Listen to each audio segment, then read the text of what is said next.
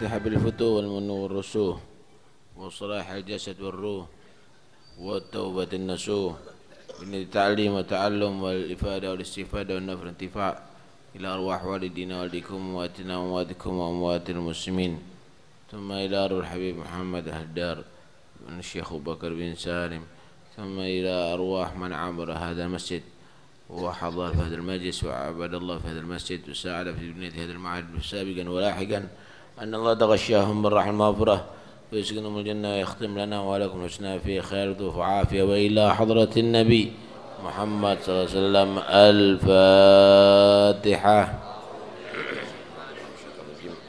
بسم الله الرحمن الرحيم الحمد لله رب العالمين الرحمن الرحيم مالك يوم الدين إياك نعبد وإياك نستعين اهدنا الصراط المستقيم صراط الذين أنعمت عليهم غير المغضوب عليهم ولا الضالين آمين.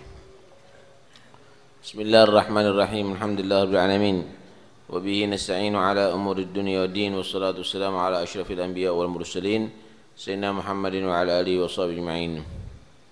قال المصنف رحمه الله نفعنا به وفدرنا آمين. قال رسول الله صلى الله عليه وسلم حفت الجنة بالمكاره وحفت النار بالشهوات رواه مسلم.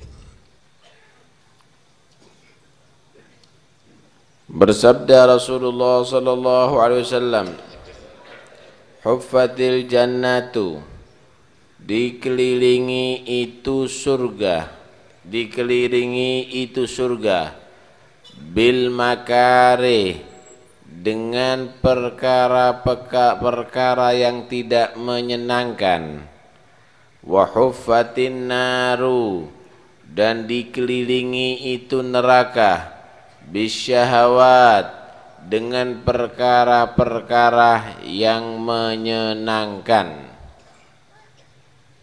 Surga itu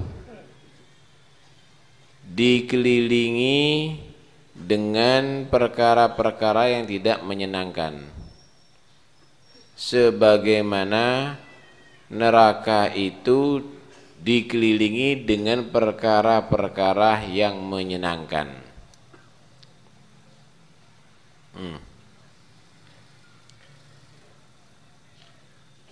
Kalau ada, tahu donat nggak sampean? Donat itu dipupui sama apa? Gula manis.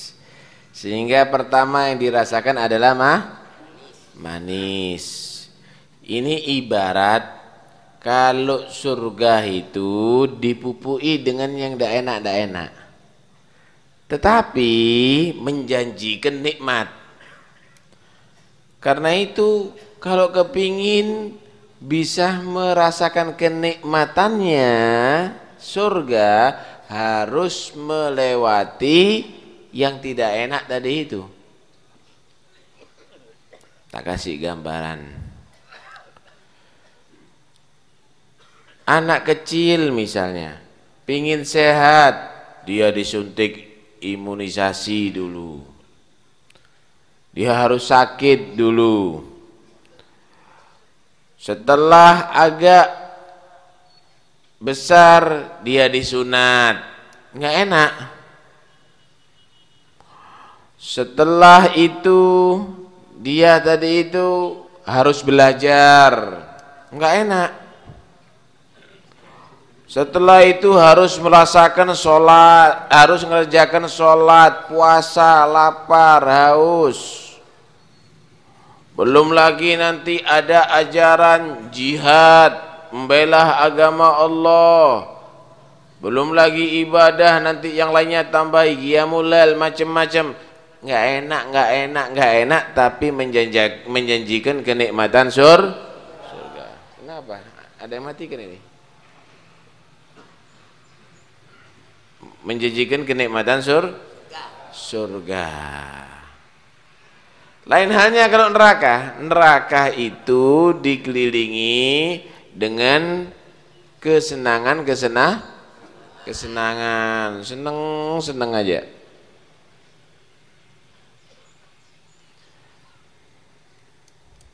Ada diskotik, ada ganja, ada sabu-sabu, ada pelacur-pelacur yang cantik, ada nggak perlu sholat tidur aja, nggak perlu puasa makan aja, seneng tapi tidak menjanjikan kenikmatan, menghasilkan siksa neraka. Sama anak kecil, permen terus, coklat terus, nggak menjanjikan sehat. Ntar lagi nangis dia, kenapa? Sakit gigi.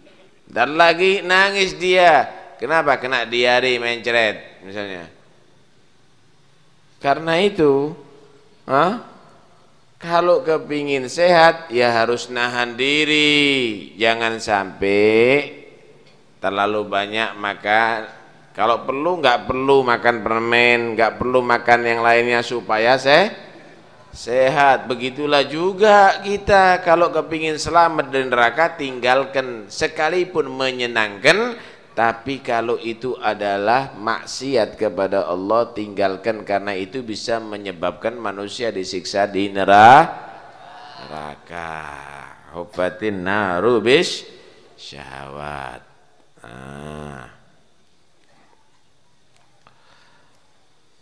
Urusan kebaikan sekalipun enggak seneng kamu, tetap dikerjakan, tetap dicari.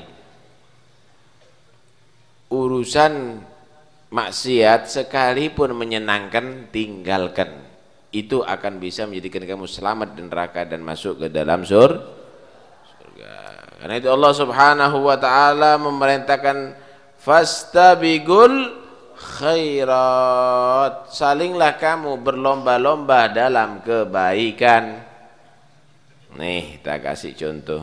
Hayya 'alas shalah, sampai cepet-cepetan atau nunggu qomat. Seharusnya lebih cepat lebih bagus. Kalau perlu sebelum adzan udah ada di masjid. Fastabigul khairat, untuk kebaikan yang cepet-cepetan.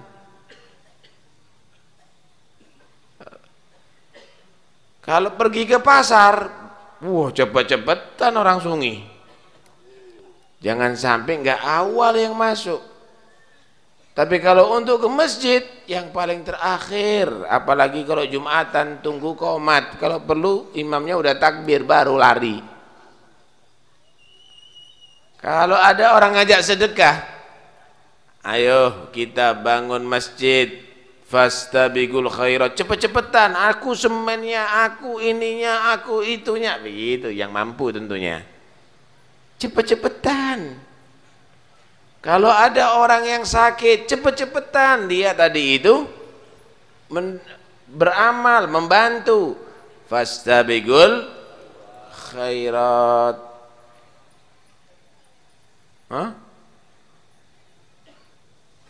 Pernah Sayyidina Abu Bakar sama Sayyidina Umar ada keles,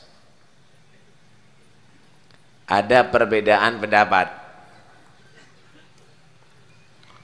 Akhirnya semuanya mikir,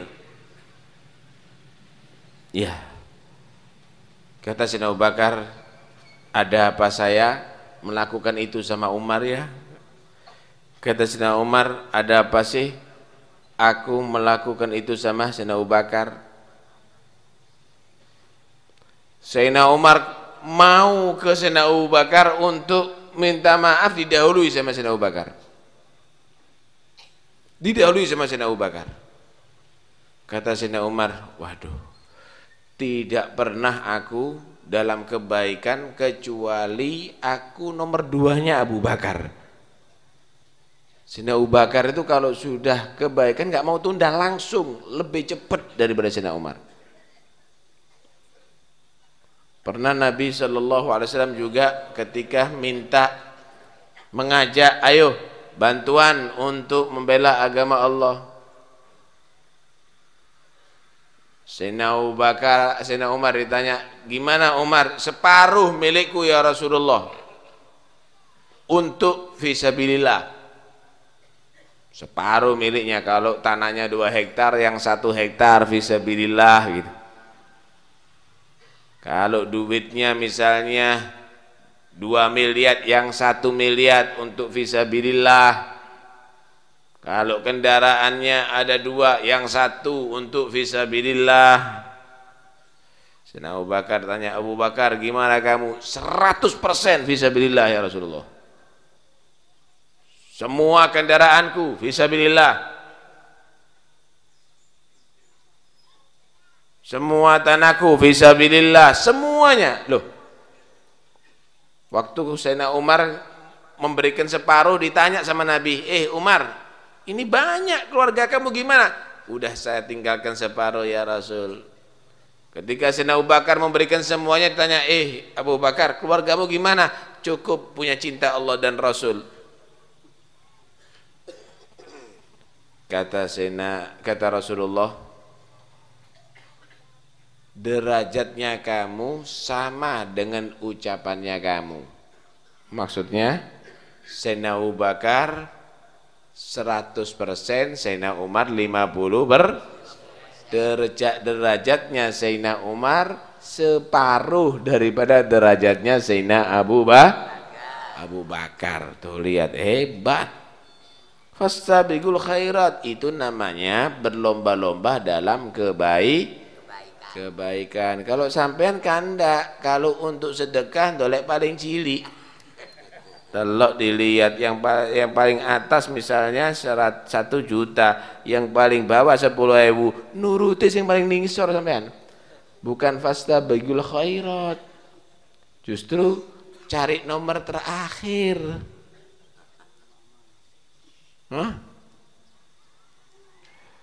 Ayat yang lain Allah Subhanahu wa taala berfirman, wasari'u ila maghfiratin min rabbikum wa jannatin 'arduha as-samawati wal ardu uiddat lil muttaqin. Wasari'u, cepet-cepetanlah kamu, ila maghfiratin, kepada ampunan Allah, wa jannatin, dan surga, min rabbikum, daripada Allah, ampunan daripada Allah, wa jannatin, dan surga. Surga arduha, yang mana lebarnya surga itu as-samawati wal ard, langit-langit dan bumi. Uiddat, disediakan itu surga lil muttaqin, bagi orang-orang yang bertakwa. Allahu Akbar. Kamu hendaknya cepat-cepat untuk mendapat ampunan Allah. Penting loh ya. Ampunan Allah itu udah disediakan, asal kamu mau cepat-cepat ngambil bagian. Kamu banyak berdosa, kamu banyak melanggar. Dosa itu adalah lebih berbahaya dari racun. Kenapa? Racun itu membahayakan jasad kamu. Kalau jasad kamu kena racun, maka kamu merasakan sakit. Cuma kalau sudah mati, racunnya juga mati. Tapi dosa kamu itu lebih berbahaya. Kenapa? Kalau kamu mati bawa dosa, akan semakin sakit yang kamu rasakan. Di kuburan sakit, di mahsyar sakit, nanti ditempatkan di neraka Allah juga sangat sakit. Adzabun alim, azab yang sangat menyakitkan. Karena itu cepat-cepat untuk mendapatkan ampunan Allah dengan taubat, dengan istighfar. Cepat-cepat mendapat ampunan Allah dengan memperbanyak amal soleh, berubah perbuatannya, akhlaknya, supaya selamat. Kalau sakit langsung kamu berangkat ke dokter minta obat. Kalau perutnya sakit langsung beli obat supaya cepat sehat. Kalau punya dosa kok enggak langsung tobat supaya cepat diampuni oleh Allah. Kalau bermaksiat kenapa enggak minta bimbingan orang yang soleh supaya diampuni oleh Allah. Lah kalau sebelum bertobat keduluan mati, berarti mati membawa dosa. Oh, susah saudara. Karena itu wasari'u ila maghfiratin min rabbikum, cepat-cepat untuk mendapatkan ampunan dari Tuhan kamu. Jangan ditunda-tunda. Kalau tobat jangan ditunda-tunda. Kalau istighfar jangan ditunda-tunda. Kalau mau berbuat amal soleh jangan ditunda-tunda. Wala turajji fi'las salihati ila ghadi la'alla ghadan ya'ti wa anta fil lahdi.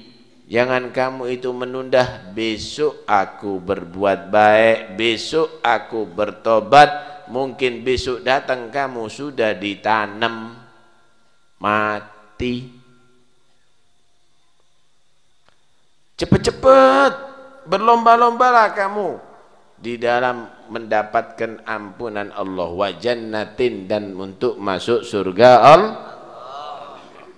Aneh kalau sampean ada sepak bola minta ada di paling depan sampean. Kalau nonton artis minta di paling depan. Kalau sholat minta paling belakang sampean. Kalau masuk bioskop tontonan awal marah, orang pertama yang datang. Kalau masuk masjid orang terakhir yang masuk.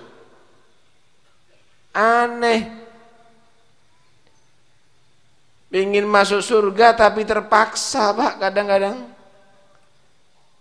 Kata Nabi, ajiba rabbuka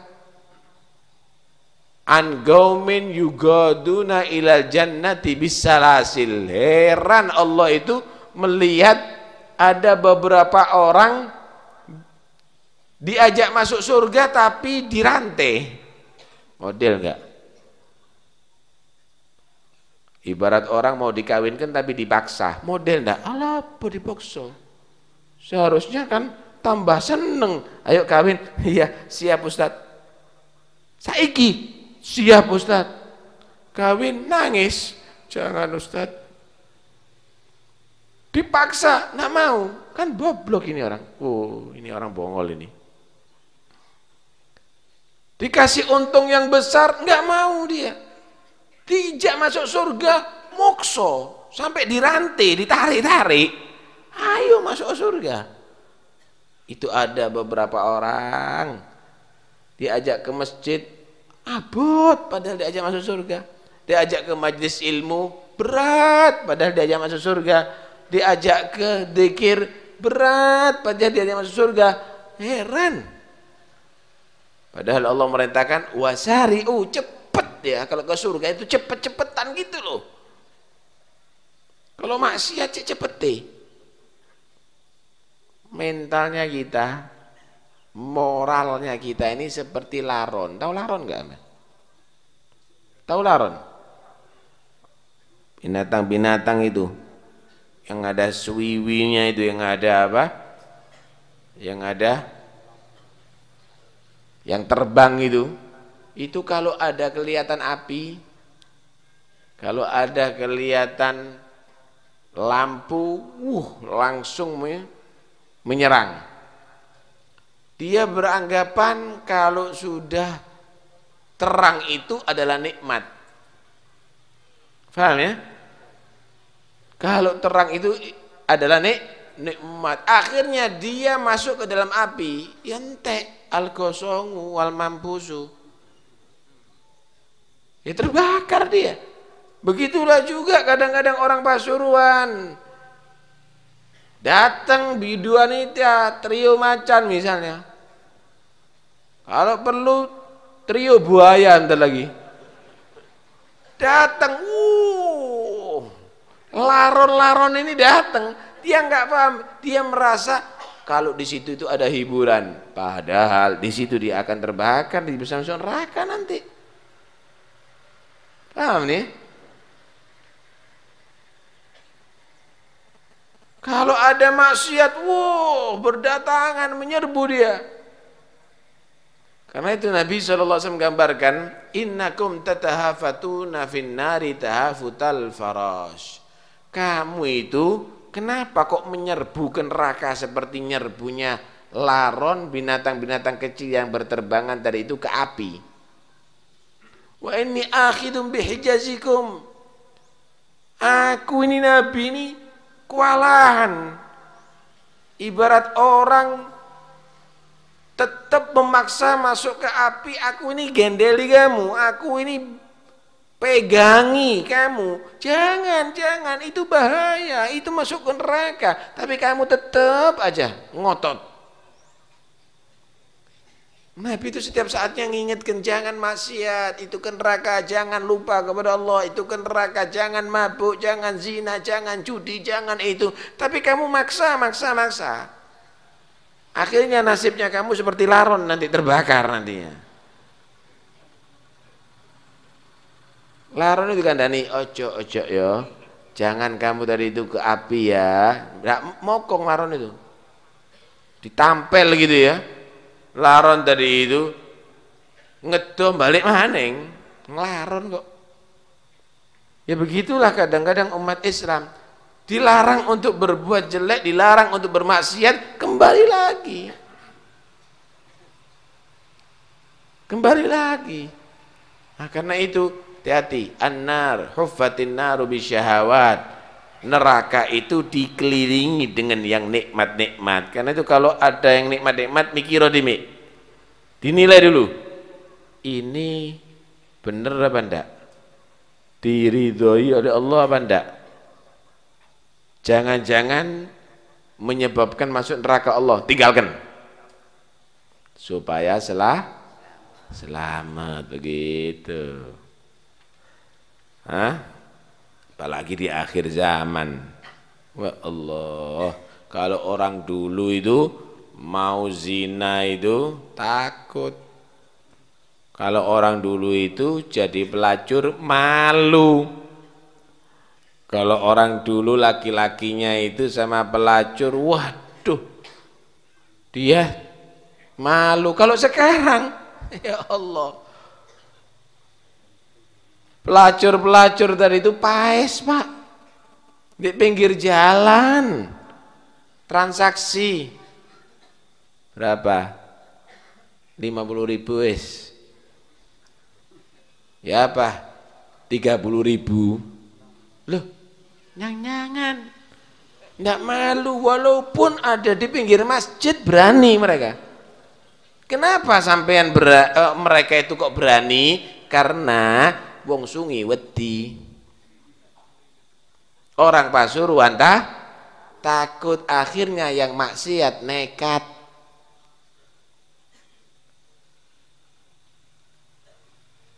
Karena itu jangan Anda kompromi, yang enggak benar dilarang, yang enggak mau diusir. Begitu loh orang itu.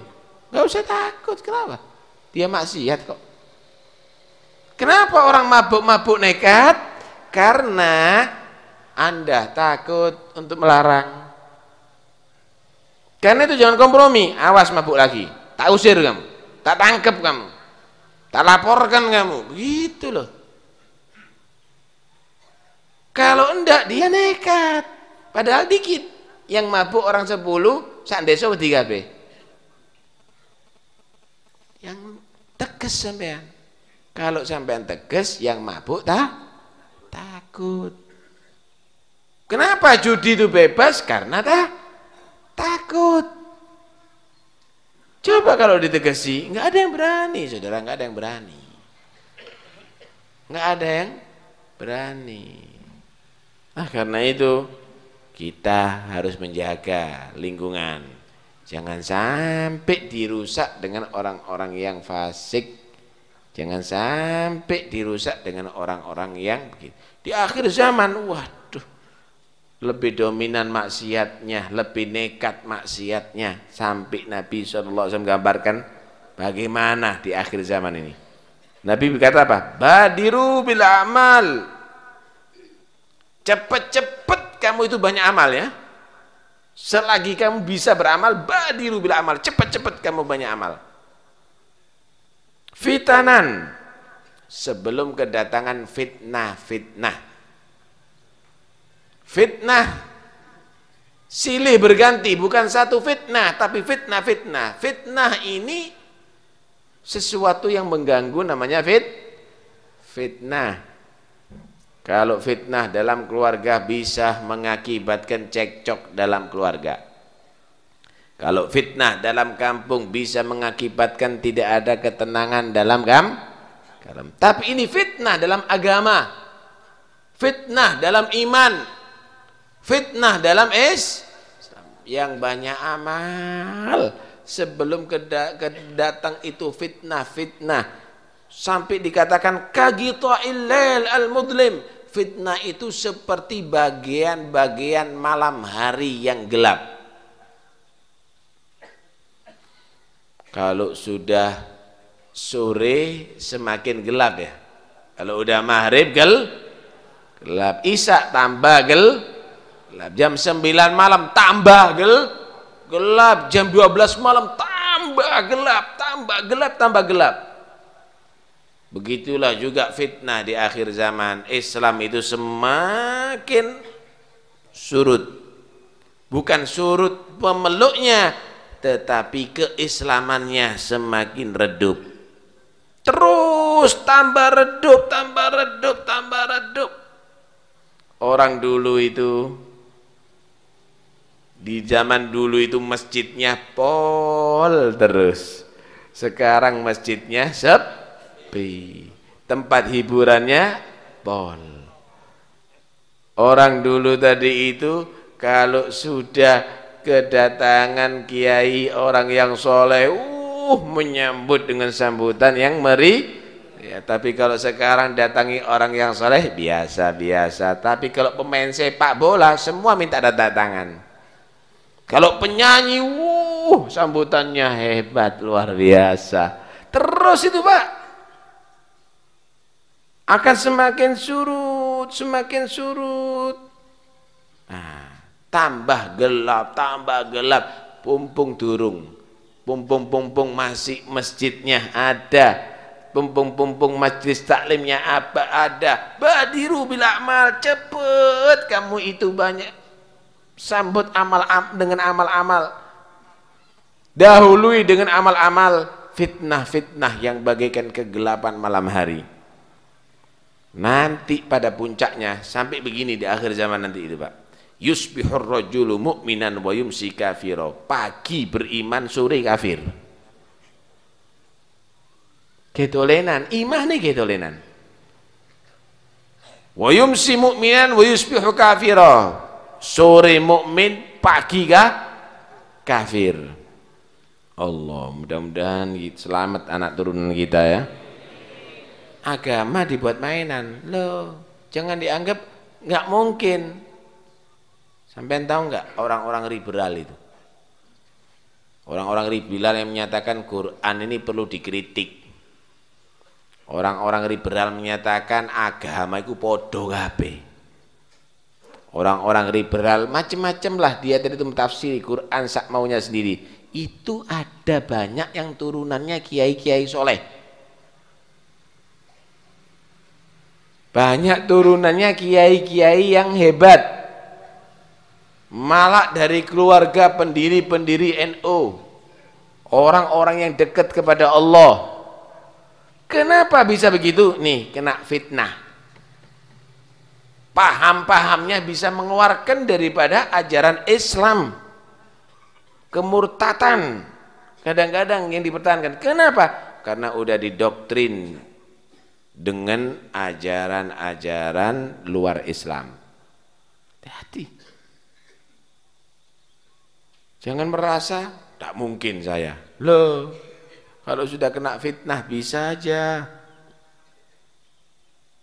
Bisa aja. Yang dulu bapaknya seneng cinta sama sahabat, anak turunannya nyaci sahabat, bisa. Ada. Yang dulu orang tuanya sholat Jumat, anak turunannya ninggalkan sholat Jumat juga ada. Yang dulu orang tuanya tadi itu baca Bukhari Muslim, anak turunannya benci Bukhari Muslim, ada. Yang dulu orang tuanya adalah ahli sunnah wal jamaah, anak turunannya misalnya jadi liberal ada. Yang dulu bapaknya seneng haul, anaknya mengharamkan haul, membid'ahkan haul ada. Fitnah mau diapain? Itu akan terus sampai kalau perlu keluar Islam. Bapaknya mukmin, anaknya murtad loh nanti. Murtad itu Pak, jadi kafir itu enggak harus nyembah berhala, enggak harus keluar dari Islam jadi Kristen, Hindu, Buddha atau yang lainnya, tidak. Murtad itu sekalipun kepahamannya, akidahnya berubah, hati-hati.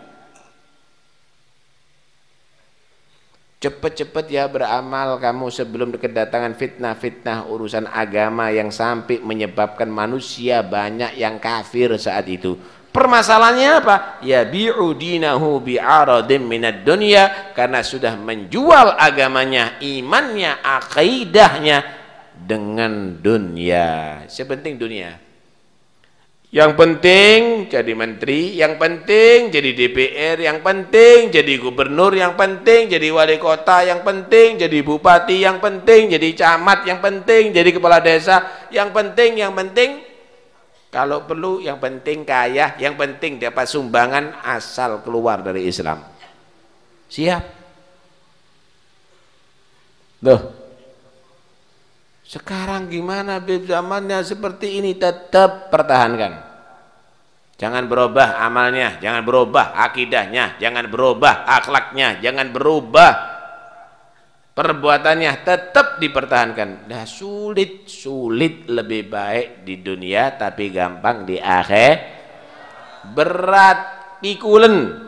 Berat itu pun tetap kamu pertahankan. Yang penting nanti ringan ada di akhir. Susah, enggak apa-apa, susah sementara di dunia tapi masuk surga, begitu.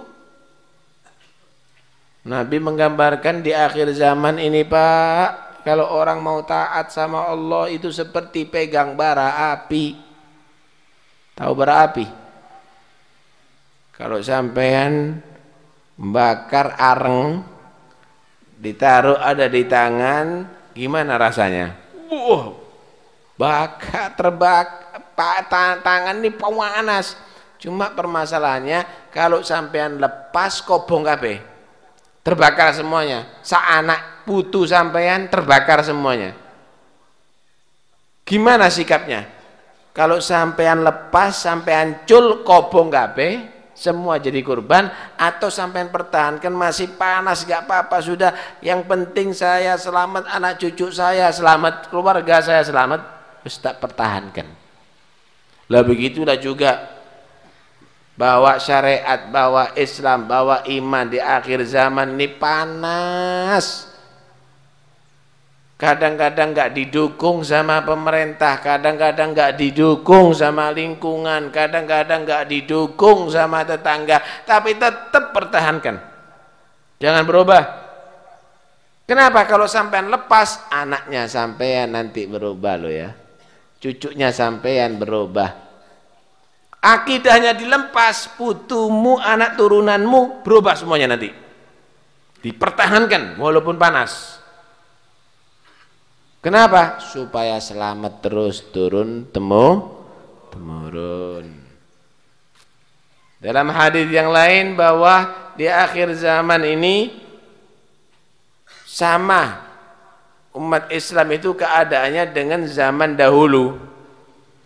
Dulu orang musyrik, orang kafir, akhlaknya enggak ada, yang perempuan buka aurat, kemudian orang-orangnya itu pemabuk, saling membunuh, saling merampas, saling mendolimi. Datang Islam, enggak boleh mabuk, enggak boleh zina, enggak boleh judi. Datang Islam, perempuan tutup semua auratnya. Heran orang-orang, waduh, lain ya ajarannya ya, lain ya ajarannya. Heran, asing begitu. Nanti di akhir zaman keadaannya sama seperti awal mula. Padahal Islam udah menyebar kemana-mana. nanti dibilangi perempuannya, tutup auratnya Bu, jangan pakai pakaian ketat itu dan ini. Masa gitu ajaran Islam? Loh, kok masa? Yang laki-laki misalnya, nggak boleh itu riba, dosa itu nggak boleh. Masa iya? Kalau udah ajak zikir, masa gitu-gitu aja ajaran Islam? Masa nggak boleh? Masak terus, masak orabon sampean. Jangan masak urusan agama sampean. Nanti akan terjadi di akhir zaman ajaran Islam itu orang Islam sendiri yang asing. Kok ngono ya? Masa iya nggak boleh? Nggak boleh pacaran. Oh iya tah? Masa nggak boleh? Masa kabeh? Kata Nabi, fatuba lil ghuraba. Untung orang yang asing, orang yang dianggap model di akhir zaman itu orang yang selamat. Ciri-cirinya, sifatnya gimana? Alladzina yuslihuna ma afsadan nas min ummati.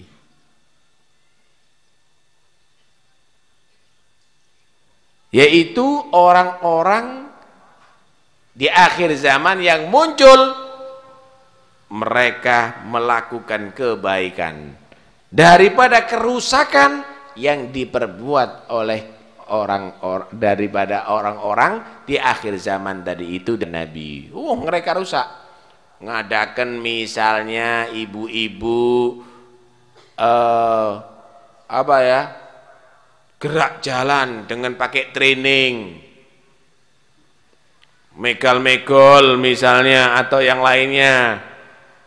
Ngadakan acara-acara begitu, tapi ada yang dia tadi itu berukutan pakai godong, nasihati, jangan Bu, Anda jangan pakaian begitu, kasihan nanti pemuda-pemuda, kasihan pemudi-pemudi, diajak ayo yasinan, ayo zikir, ayo itu. Orang yang demikian adalah orang yang beruntung. Kenapa? Melakukan kebaikan daripada kerusakan yang terjadi ada di masyarakat.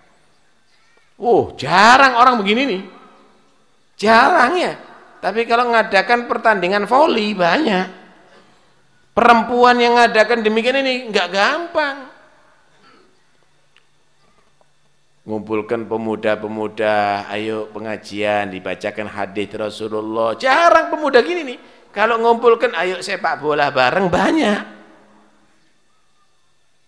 Ayo nongkrong bareng banyak.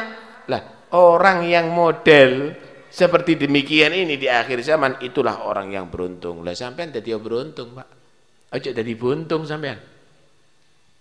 Karena itu sekali lagi Nabi sudah menggambarkan surga semua orang kepingin masuk, tapi harus siap merasakan yang tidak enak dulu.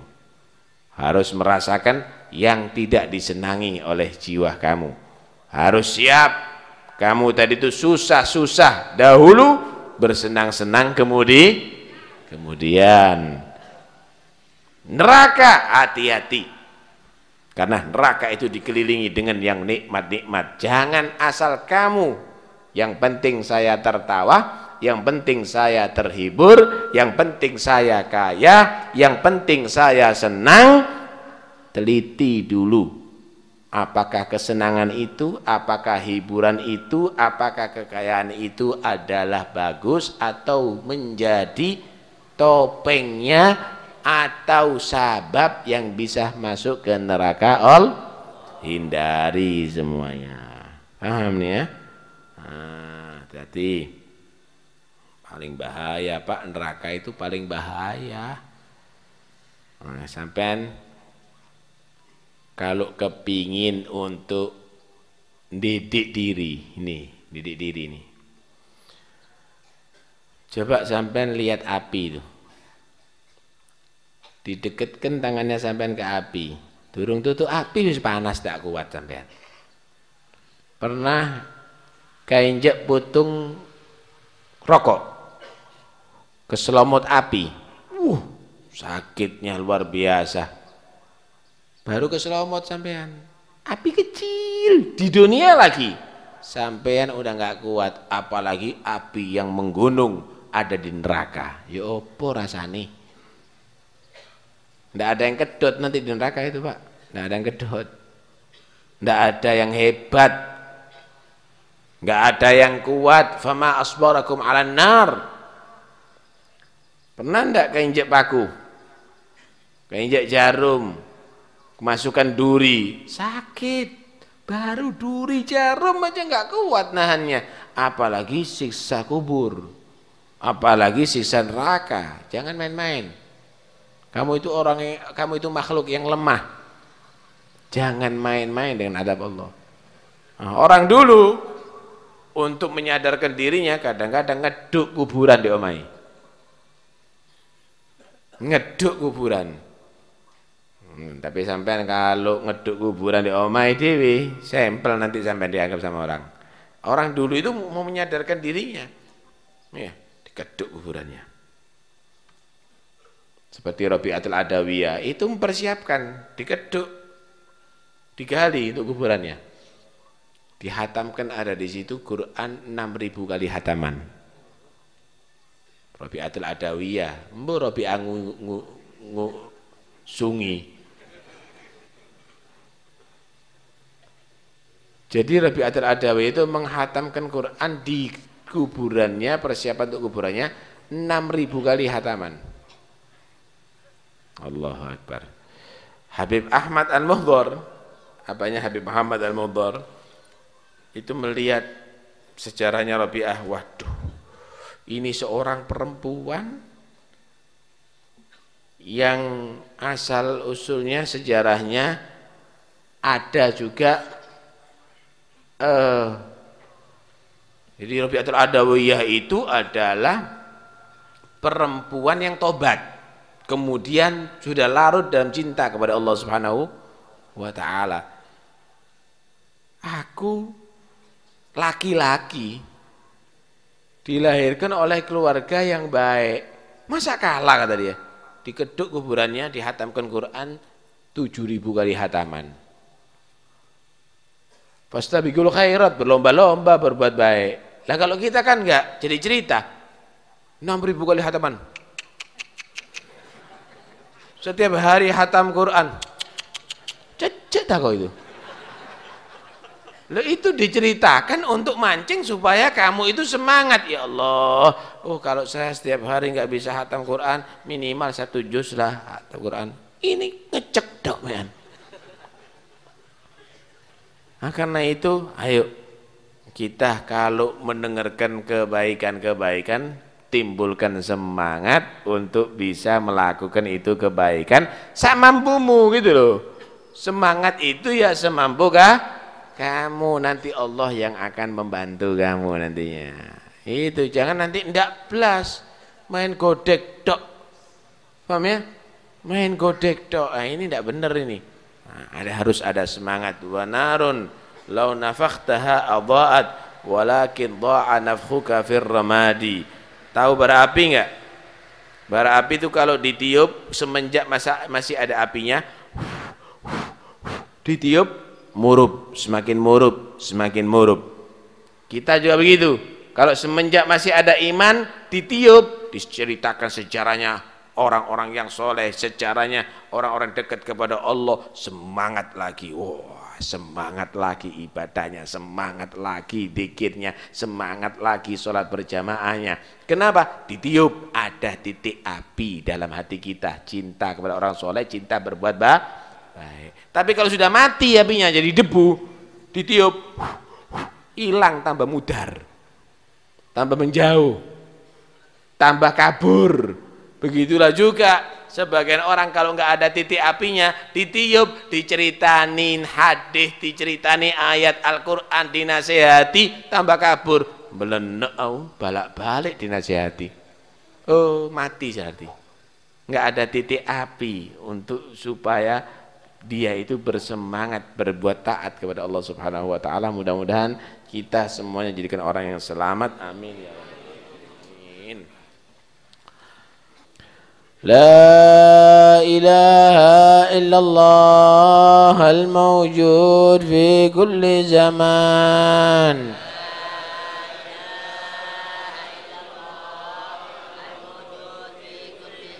لا إله إلا الله المعبود في كل مكان.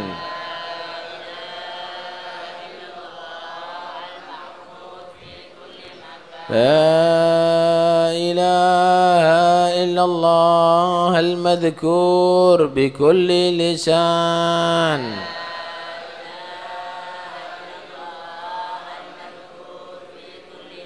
لا إله إلا الله المعروف بالإحسان.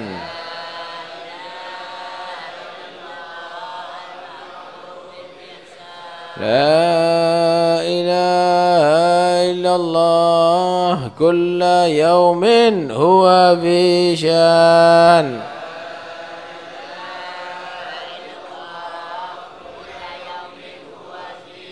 لا إله إلا الله الأمان الأمان من زوال الإيمان.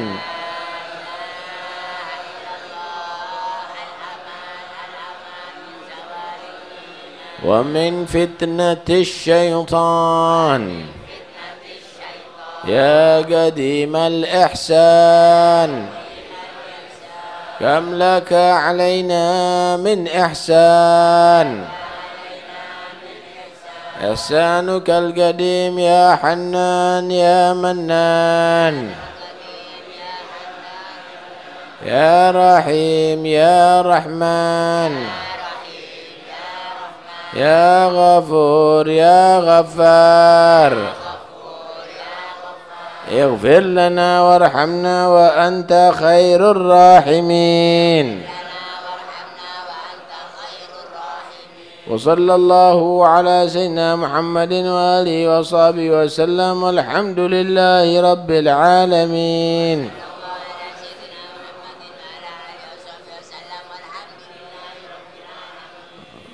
اللهم اهدنا فيمن هديت وعافنا فيمن عافيت وتولنا فيمن توليت وبارك لنا فيما أعطيت وقنا شر ما قضيت فإنك تقضي الوضوء عليك فإنه لا يميت ولا يعز عليك تبارك أنت لك الحمد على ما قضيت نستغفرك ونتوب إليك. وصلى الله على سيدنا محمد وآله وصحبه وسلم الحمد لله رب العالمين. يا ربنا اعترفنا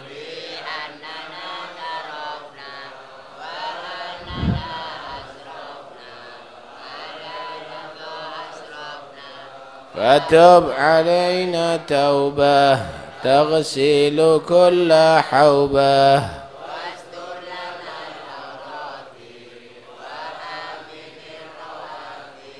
واغفر لوالدينا ربي ومولودينا وسائر الخلان وكل ذي محبة